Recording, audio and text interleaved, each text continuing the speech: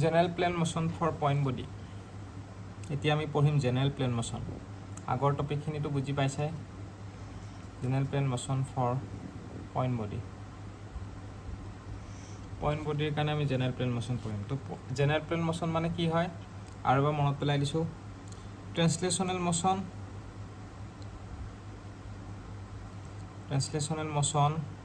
Plus rotational motion.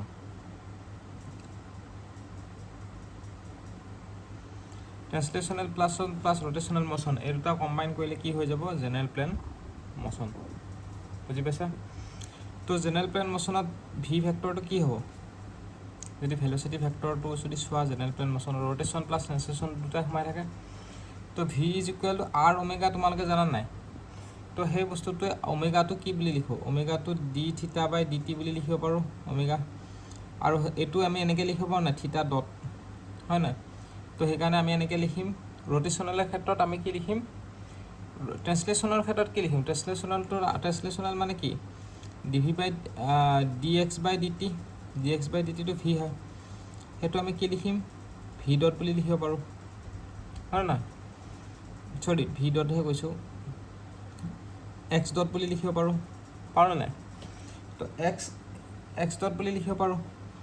তো বা এইটো ডি আৰ বাই ডি টি বুলিও লিখিব পাৰা। এক্স আৰু আৰ একেই, দুইটাই ভেৰিয়েবল হয়। তো ডি আৰ বাই ডি টি বুলি লিখি দিছোঁ আমি আৰ।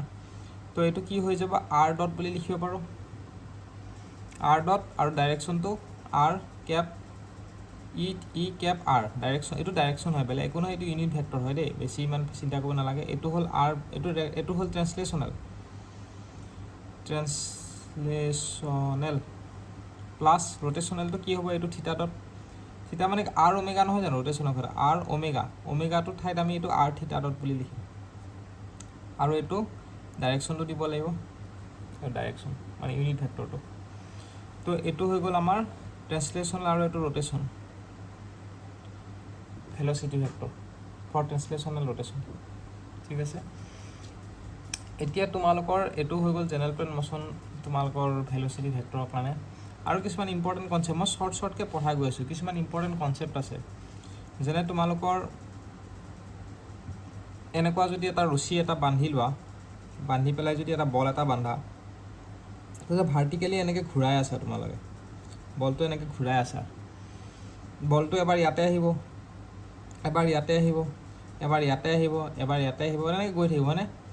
চবতকৈ মেক্সিমাম মানে টেনশ্যন বলটোৱে কেতিয়া ফিল কৰিব, তেনেকুৱা ধৰণৰ কুৱেশ্যন আহে MCQ। তো মনত ৰাখিবা, যেতিয়া বলটো বটমত থাকিব তেতিয়া এই ৰছীডালে চবতকৈ বেছি টেনশ্যন ফ'ৰ্চ এক্সপিৰিয়েঞ্চ কৰে। সেইটো এটা ফাৰ্ষ্ট পইণ্ট। ছেকেণ্ড কুৱেশ্যনটো সোধে যে এই বলটো এনেকৈ ঘূৰি থাকিবলৈ কিমান মিনিমাম ভেল'চিটি লাগিব, কাৰণ একেবাৰে মিনিমাম ভেল'চিটি হ'লেতো ইয়ালৈকে নাপাবই, এনেকৈ ডাইৰেক্ট পৰি যাব। তো এটা চাৰ্কল কমপ্লিট কৰিবলৈ এই বলটোৰ মিনিমাম ভেল'চিটি কিমান হ'ব লাগিব? মিনিমাম বটমটো পাৰ হৈ যাব, চবতকৈ প্ৰব্লেম হয় টপটোত পৰি যায় নেকি এনেকৈ। তো টপটোত মিনিমাম কিমান ভেল'চিটি হ'ব লাগিব? V is equal two √R g। R মানে ৰেডিয়াছটো, ইয়াৰ পৰা ইয়ালৈকে ৰেডিয়াছটো আৰ, আৰু জি মানে এক্সিলাৰেশ্যন ডিউ টু গ্ৰেভিটি। সেইটো মনত ৰাখিবা। তো ইয়াৰ মিনিমাম, এই টপত তোমাৰ মিনিমাম ভেল'চিটিটো কিমান হ'ব লাগিব? Velocity minimum V is equal two √R g। সেইটো মনত ৰাখিবা। যদি বলটো এনেকৈ যদি ঘূৰাওঁ, মানে এইটো এটা স্ফিয়াৰ ধৰি লোৱা, এইটো এটা স্ফিয়াৰ হয়, এনেকৈ ঘূৰিছে মানে। এই যে তোমাৰ কি বুলি কয়, এইবিলাক চাৰ্কাছ যে হয়, তাতে যে গাড়ীবোৰ যে এনেকৈ ঘূৰে, মনত আছে নাই গাড়ীবোৰ যে? তো এইখিনি জেগাত চাপ'জ এখন গাড়ী আছে, গাড়ীখন এনেকৈ ঘূৰিছে চাৰ্কাছত। তো কিমান মিনিমাম ভেল'চিটি হ'ব লাগিব যাতে ই এনেকৈ ঘূৰি থাকে, যাতে ই তলত পৰি নাযায়, এনেকৈ তলত যাতে পৰি নাযায়। এইটো স্ফিয়াৰ হয়, স্ফিয়াৰিকেল বল, তাৰ ৰেডিয়াছৰ তাৰ চাৰ্কামফাৰেঞ্চৰ এনেকৈ ঘূৰি আছে, কিমান মিনিমাম ভেল'চিটি হ'ব লাগিব? তো এইখিনি জেগাৰ ভি মিনিমামটো হ'ব লাগিব। এইবিলাক কুৱেশ্যন সোধে, ডিৰাইভেশ্যন দৰকাৰ নাই, ডাইৰেক্ট মনত ৰাখিলে হ'ল। V is equal R G, এইটো যেনেকৈ আৰ জি লিখিছোঁ, আৰ জি ডিভাইড বাই মিউটো হ'ল বেলেগ একো নহয়, এইটো হ'ল ডিষ্টেঞ্চ আৰ, ইয়াৰ পৰা ইয়ালৈকে ৰেডিয়াছটো আৰ, এইটো আৰ ৰেডিয়াছ, আৰু মিউটো হ'ল কোএফিচিয়েণ্ট অফ ফ্ৰিকশ্যন বিটুইন এই স্ফিয়াৰৰ ছাৰ্ফেচটো আৰু গাড়ীৰ চকাটো। সেইটো হ'ব তোমাৰ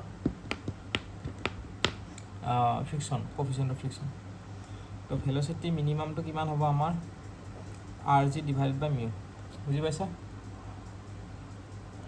নেক্সট আহিব তোমালোকৰ নেক্সট কুৱেশ্যন কি সোধে নেক্সট এটা ইম্পৰ্টেণ্ট কনচেপ্ট কৈ আছোঁ দেই নেক্সট আহে তোমালোকৰ এনেকুৱা চাৰ্কুলাৰ টাৰ্ণিং এণ্ড চাৰ্কুলাৰ টাৰ্ণিঙৰ ক্ষেত্ৰত কি হ'ব চাৰ্কুলাৰ টাৰ্ণিং মানে এনেকৈ ৰাস্তা আছে কাৰ্ভ ৰাস্তা আছে এনেকুৱা তো এইখিনি জেগাত গাড়ী এখন গৈ আছে এনেকুৱা ঠিক আছে